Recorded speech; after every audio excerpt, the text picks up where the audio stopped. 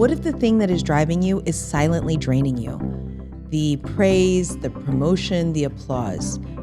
We're wired to enjoy recognition. We're human. That's not a weakness. But when your worth depends on applause and approval and external validation, you outsource your power. And when confidence is outsourced, it can be very fragile. So today we're talking about how to bring that power back home and what to do if you've been living for external validation and approval.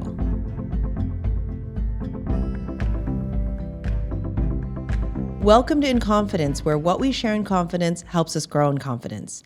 This season is designed as a problem solution season.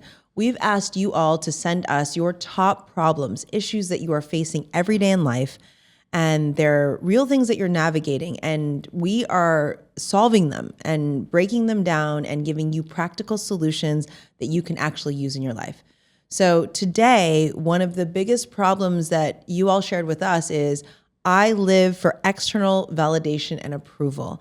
And how do I get over thriving on external validation? Because it's making me deeply unhappy. So let's be real. External validation feels good. I mean, every time you make a social media post, we all love to see how many likes and comments and shares and reposts that we all get. And so when someone praises you, your body physically responds. You get a little bit of a dopamine hit. When you win something, it energizes you.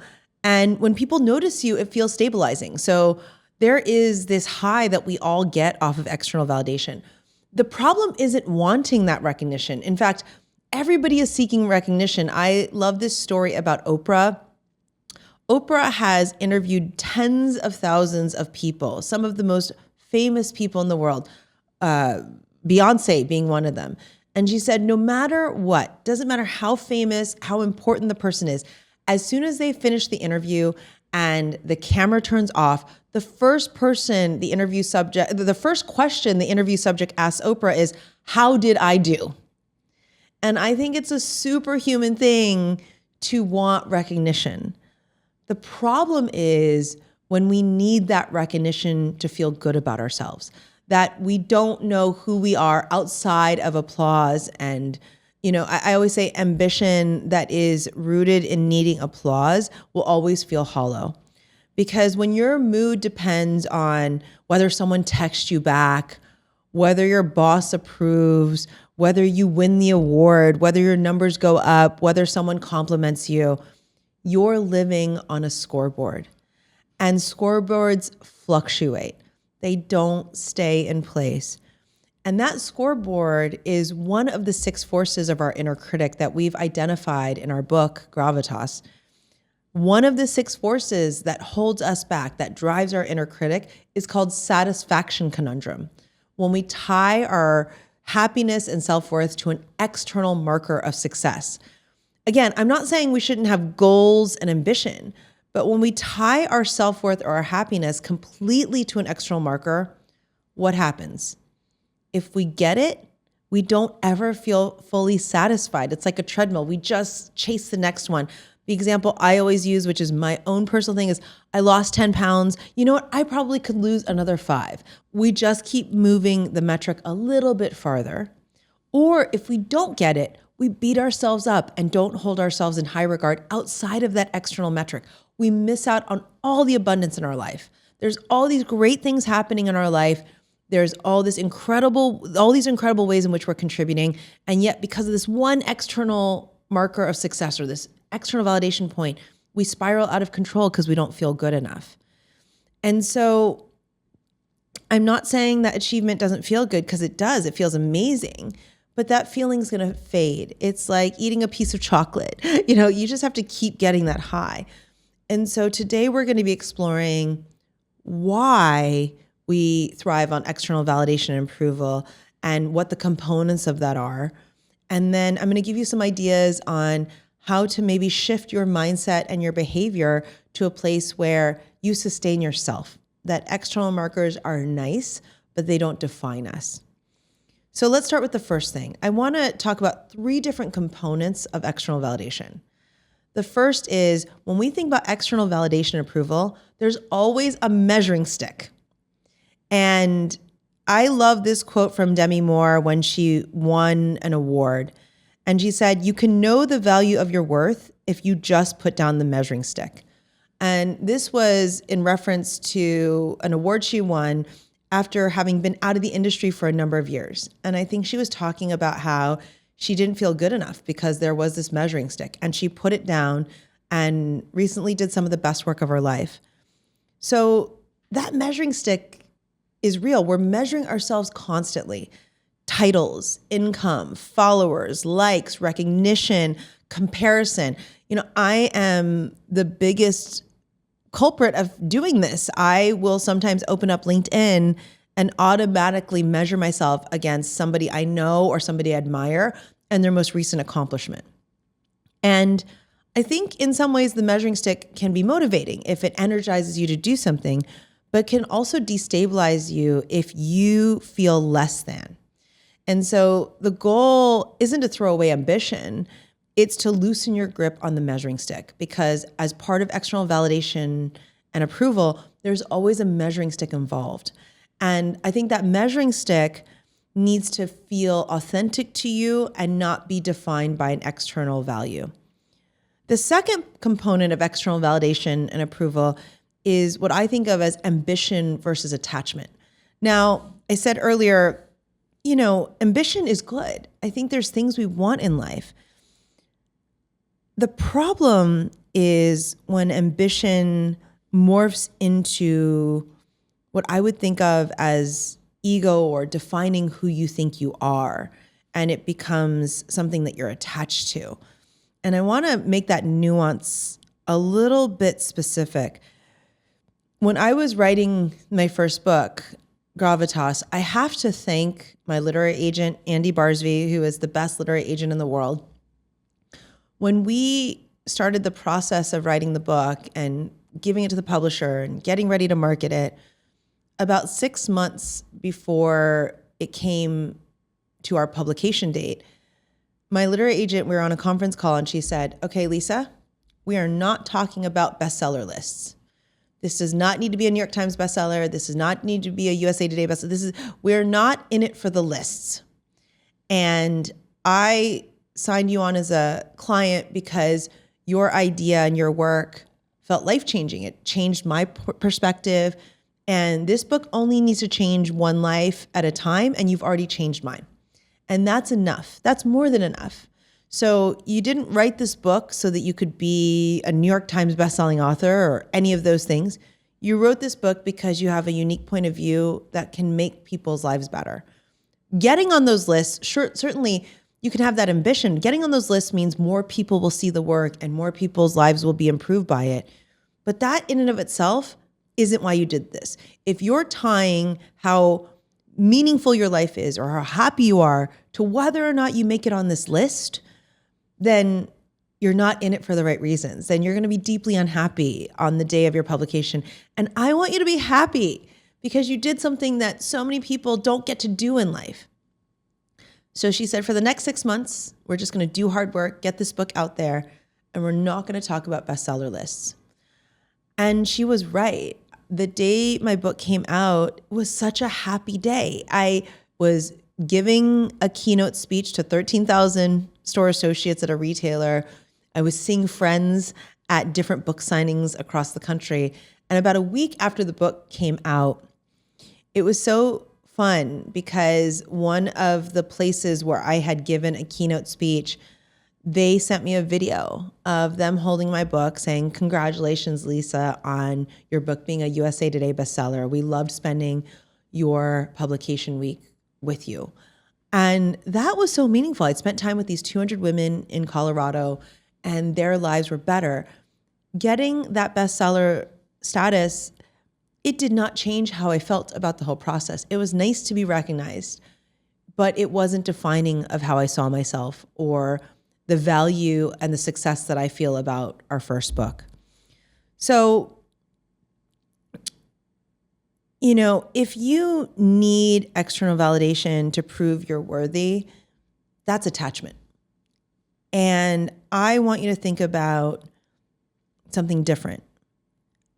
You can have the same outcome but have a different emotional driver of that outcome. The question isn't, do you want this? The question is, why do you want it? Because if you're doing it to prove to the world you're worthy, that's going to drive a ton of anxiety in your life. If you're doing it because it creates something good in the world, it expands you, then that's more grounded. And I love that Andy, my literary agent, sat me down and had that conversation and said, I want you to be ambitious and excited and have this book have meaning and help you grow in the world and in life. But if you're attached to its definition as a bestseller, then it's going to be a really unhappy 10 weeks after it comes out while you're promoting it.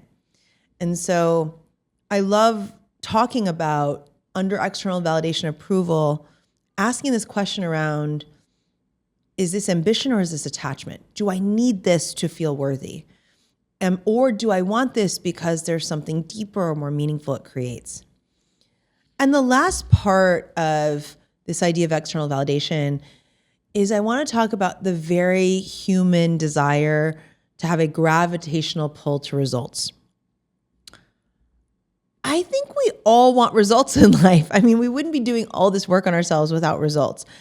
It pulls you into imagining what your future looks like, outcomes, but you become obsessed with the arrival and miss out on the process. When we have this huge gravitational pull to results, we actually miss out on the process of getting there when we're so obsessed with the outcome. And I felt this clearly 2 years ago. I was invited to Bogota, Colombia for a speaking event. And the day before the event, I always like to go to a cool city and go walk around. And that day, the hotel concierge had said, there's this really cool hike on Montserrat in Bogota. You'll get this incredible view overlooking the city. And there is a church at the top of the mountain where you can make a wish and your wish will come true. Now, that's pretty much a big promise. It's like Aladdin with the genie, like I get my wish. But you can imagine the analogy of like, I want to make it to the top of the mountain to make my wish. That day, it poured rain. And I was halfway up the mountain when it started to drizzle a little bit. And I thought to myself, this is okay. And then it started to pour rain. And I did not have an umbrella. I had a cotton hoodie on that was just getting heavier and heavier with all the rain soaking through it. And as I was walking, I was passing vendors and other tourists. And maybe every 5 to 10 minutes, by the way, the rocks are slippery, the stones are slippery. Every 5 to 10 minutes, I'd ask somebody, how much further is it? How much further is this? And every person would be like, oh, you're so close. You're so close. But no one would tell me exactly how long. They didn't say, oh, you're 10 minutes away. You're 20 minutes away. They would just be like, oh, you're so close. Keep going. You're so close. And I think it's like when kids are like, how much farther is it? How much longer are we going to be in the car? And I would just got crankier and crankier as I climbed this mountain. And there was a point, maybe 2/3 up way the mountain, I am guessing because I didn't really know, where I just thought, I'm going to stop asking anyone who I pass how much further it is, because they're not going to answer it. And I'm going to focus on my steps, the stones, breathing the fresh air. I actually really love rain. Like Asian people or Chinese people at least have a superstition about the rain.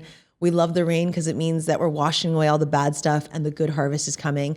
And I had to remind myself that I wasn't hiking this thing to get to the top of the mountain to go to the church to make the wish, because maybe the wish wasn't even going to happen, right? I had this weird goal in my mind. I was so focused on this outcome that I was like, you know what?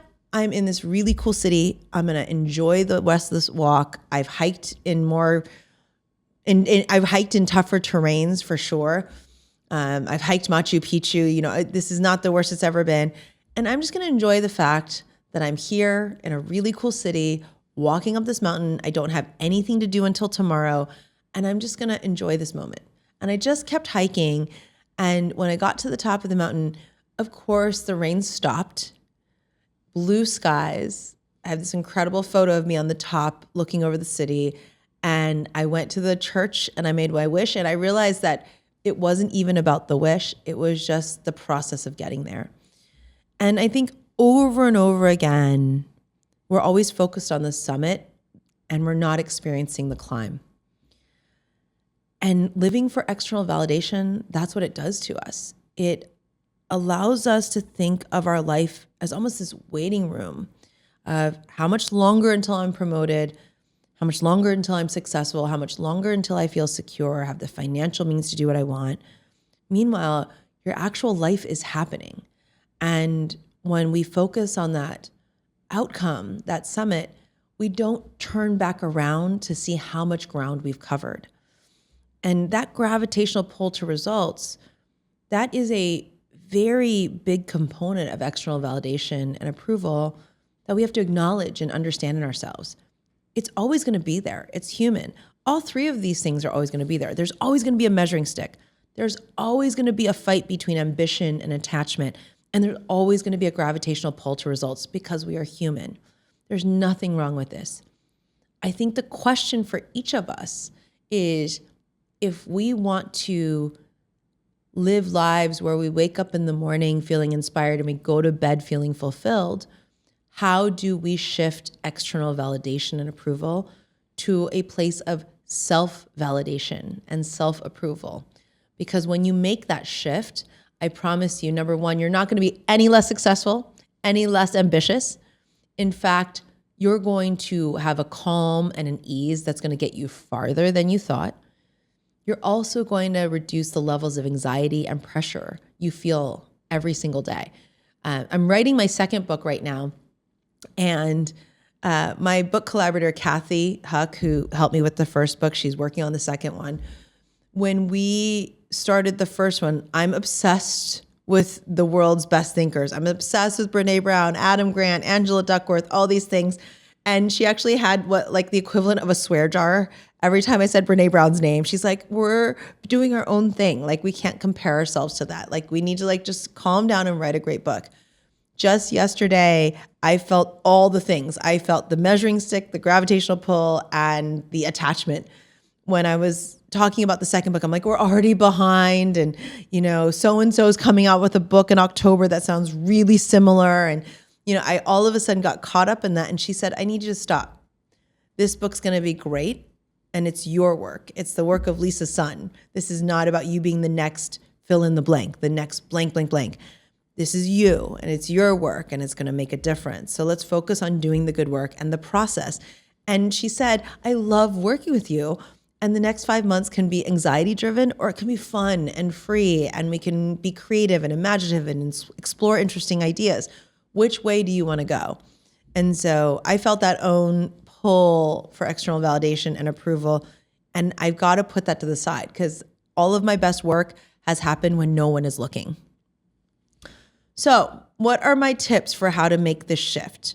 I want to share with you 3 concepts that I'm not promising all of them are perfect, but they're ideas that I myself am using to get over external validation and appeal. By the way, I grew up the daughter of a Tiger mom, right? Who brought home first place trophies and blue ribbons and thought she could only be loved if she won an award. And I have been in a lot of therapy to break this cycle. So I'm going to share with you 3 concepts for you to break this idea of external validation and approval. The first is what I like to think of as a high performance reframe. And I'm going to borrow this from all the really cool Asian female Olympians in the 2026 Winter Olympics in Milan, Cortina.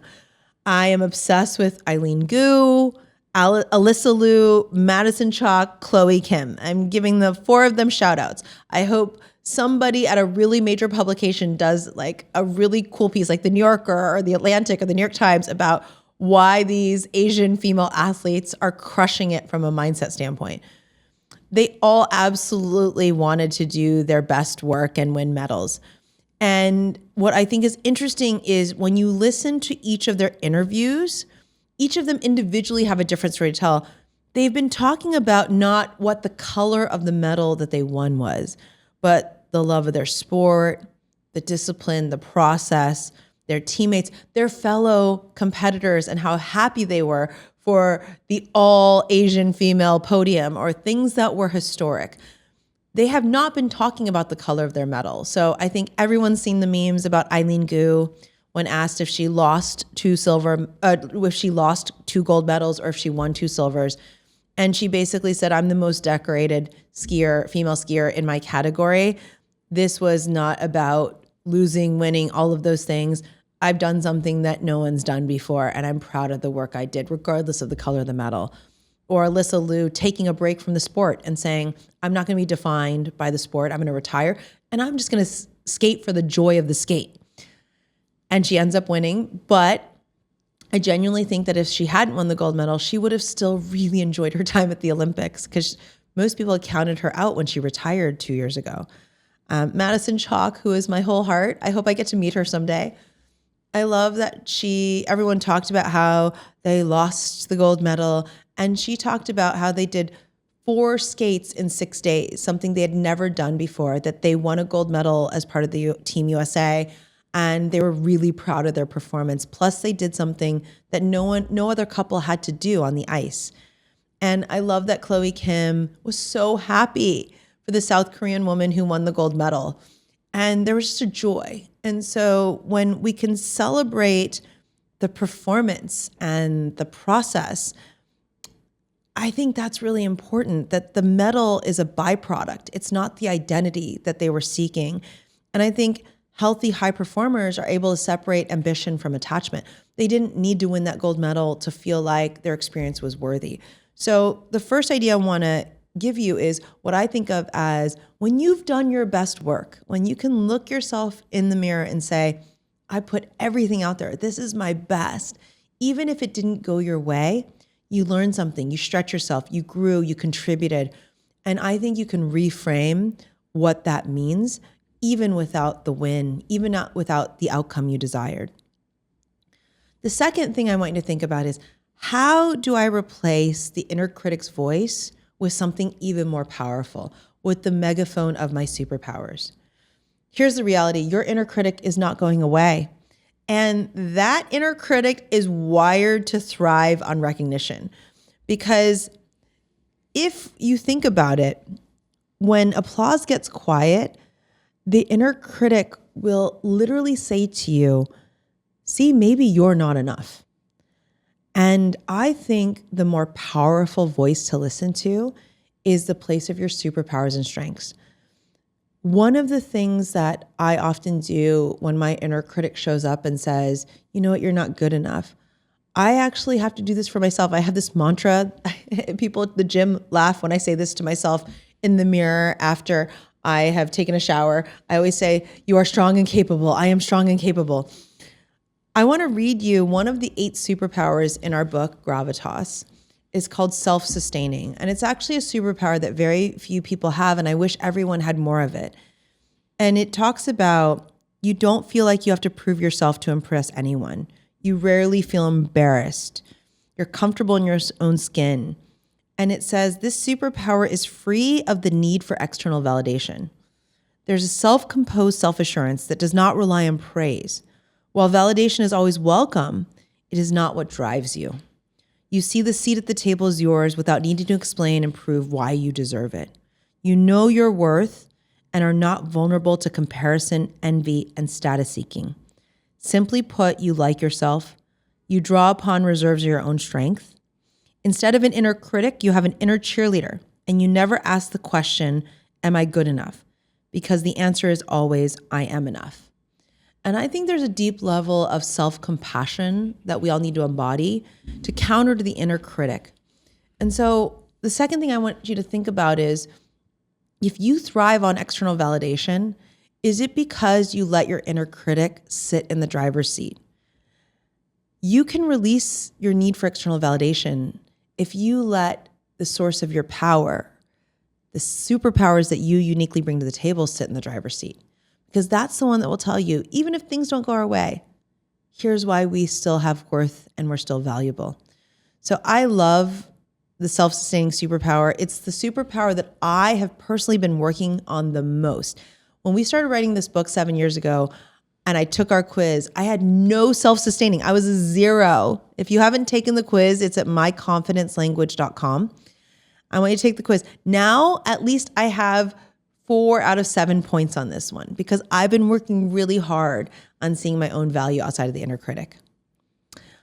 And the third concept I want to give you is something very practical if you're trying to rewire this notion of external validation out of your life. And it's a 3-part rewiring. Here's how you start. When you think about something, and the first step is called ask why. When you want something, I want you to pause.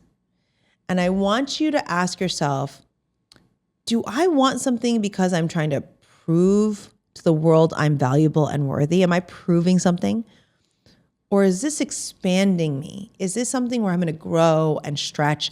And without anyone watching, it's something that's going to make a difference in my life or others or really feel good. And for example, I'm writing a second book. Why do I want it? Do I want it because of the accolades or the titles or the publicity? No, I want to do it because my next book about trust, I really think is going to make people's lives better. But be honest and don't judge yourself, because if, for example, you ask why and it is because I want to be seen, I want to be loved, that's okay. And that gets you to the second step, which is separating the desire from your identity in terms of how you see yourself. So maybe you are saying to yourself, I want this because it's going to make me feel good. It's going to make my ego feel good. I think then you can say, okay, I do want this promotion. I want this recognition. But then you have to say, I can't let it define me. I want this result and I am whole regardless. So that's the second thing I want you to be able to say is, I want this, and whether it goes my way or not, I'm still worthy and valuable. And the third thing I want you to do is to build an internal scorecard. Instead of tracking applause, I want you to track alignment. So at the end of the day, ask, did I act with integrity? Did I stretch? Did I grow? Did I enjoy the process? Make yourself the metric. And so this third reframe is just a series of questions to ask yourself when you get yourself feeling like you're stuck in external validation loop. Why? How much of this is my identity versus something that is ambitious?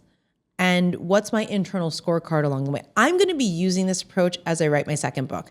Just to be very clear, I'm always going to center around, why am I doing this? Would I do this anyways if no one was looking? I think that's also a really good way to think about this rewire is these are still things that are valuable to me and others, even if no one ever pats me on the back for it. In closing, I'm going to end every episode this season with what we're calling a power move, something that I want you to have that's a clear takeaway. So here's your power move this week. I want you to think of something that controls your mood, like one metric. And I want you to not check it this week. Don't refresh it, don't monitor it, and don't let it tell you who you are. I think here's a good example for if you this week don't post anything on social media, because maybe you decide that when you post something, you're looking for applause and recognition. Maybe this is your week not to post anything. In fact, I didn't post anything on my LinkedIn this week. It felt really good to not have to seek people's adoration for a week. And I can be open about saying that.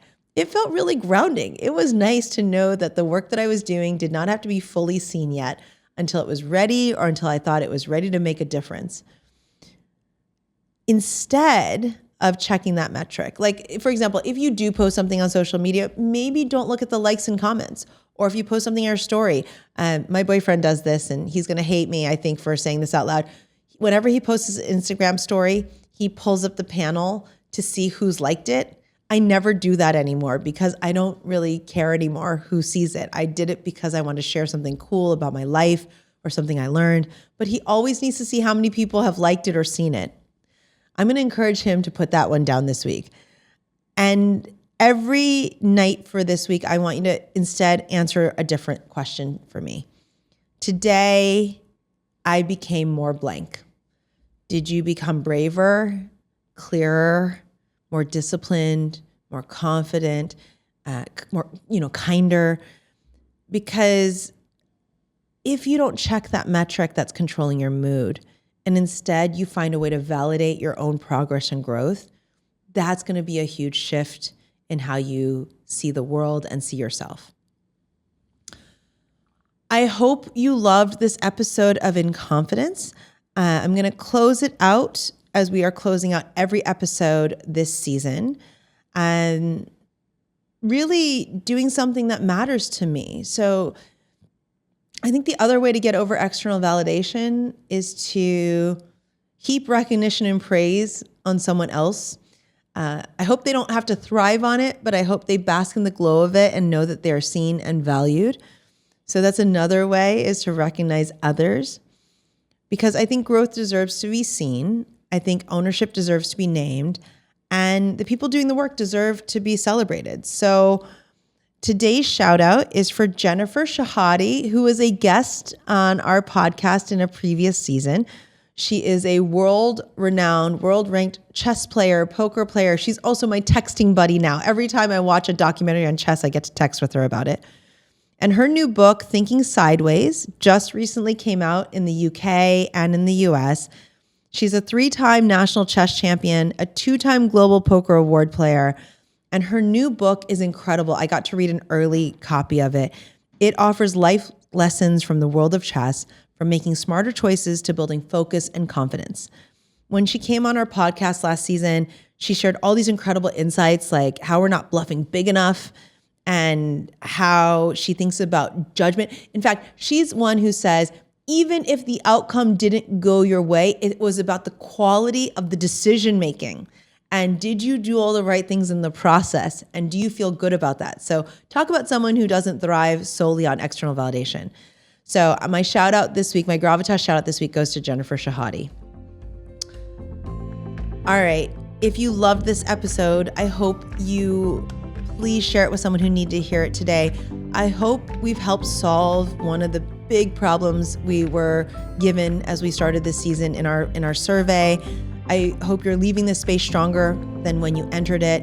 Please subscribe, comment, review. If you never want to miss a moment of inspiration or you want to amplify the work we're doing, I love people who write beautiful reviews because it just convinces more people to press that play button. And until next time, in the words of my 9-year-old self, I see you, I value you, and I believe in you. This is In Confidence.